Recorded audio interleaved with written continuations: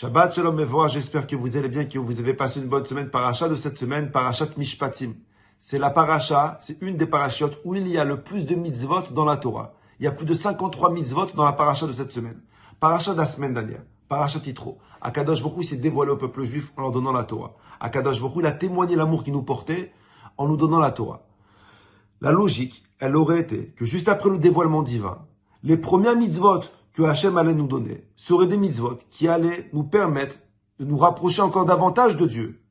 Des mitzvot qui allaient nous permettre de devenir plus kadosh, comme Shabbat, Kippour, Nida, la Kashrut, les Tfilin.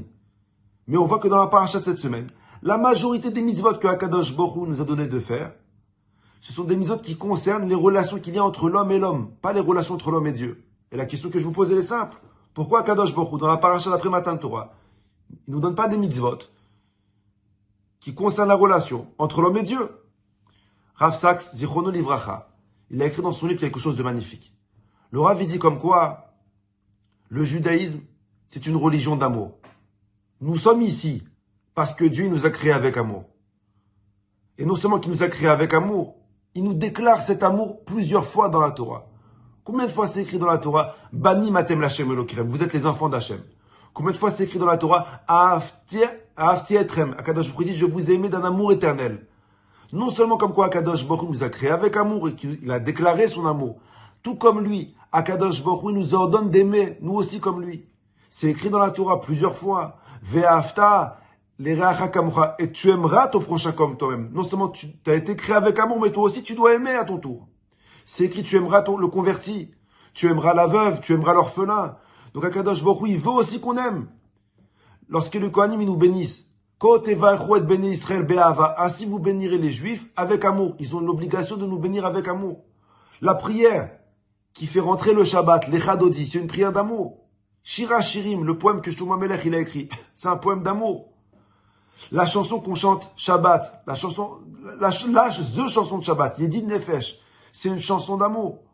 Et le Rav il nous dit, si vous voulez bien vivre, apprenez à aimer.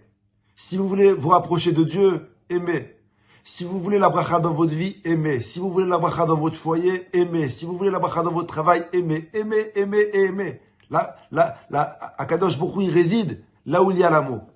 Mais le Rav dit, l'amour seulement ne suffit pas. On ne peut pas construire une relation, un mariage, une maison seulement basée sur l'amour. Avec l'amour, il faut aussi énormément de respect. Parce que on peut aimer, mais mal aimer. On peut aimer et écraser. On peut aimer et négliger. On peut aimer et détruire. On peut aimer et blesser. Mais il est impossible de respecter et de détruire. Si l'amour rend aveugle, le respect, il rend la vue. Combien c'est important de donner ces valeurs dans nos maisons. Vous savez, aujourd'hui, on vit dans une époque qui est assez incroyable. Une époque où il y a énormément d'amour. Tout le monde parle de l'amour. Avant, juste avec un regard de notre Père, ce regard, il suffisait pour nous faire une tchouva complète, comme à Kippour. Un regard, un raclement de gorge, ça nous faisait rappeler à l'ordre directement. Aujourd'hui, on vit dans une époque où nos enfants sont devenus nos meilleurs amis. On discute avec eux, on rigole avec eux, on blague avec eux. On leur dit 100 fois par jour je t'aime, 200 fois par jour je suis fier de toi. Alors attention, c'est très bien, il faut continuer à faire ça. Ne changez rien. Nos enfants, ils ont besoin de ces 50 fois par jour je t'aime. Nos enfants, ils ont besoin de ces 100 fois par jour je suis fier de toi. Ils ont besoin de ça. Avant, si nos parents, ils nous disaient je t'aime ou je suis fier de toi une fois par an, ou chez les Marocains, c'était une fois peut-être à la bar mitzvah, on en faisait une fête nationale. Aujourd'hui, c'est devenu beaucoup plus commun. Donc oui, aujourd'hui, il y a énormément d'amour. Mais n'oubliez pas qu'il faut aussi du respect. Parce que l'amour sans limite, ça se transforme en confusion. Alors oui, ils ont besoin du je t'aime. Tout aussi qu'ils ont besoin de l'autorité du Père. Tout aussi qu'ils ont besoin d'un guide. C'est vrai, aujourd'hui, on n'arrive même plus à dire non à nos enfants. On envoie à la mère, je parle pour moi, c'est ma femme qui dit non, moi je dis oui. Il y a tellement d'amour qu'on ne sait plus leur dire non, mais c'est pas bon.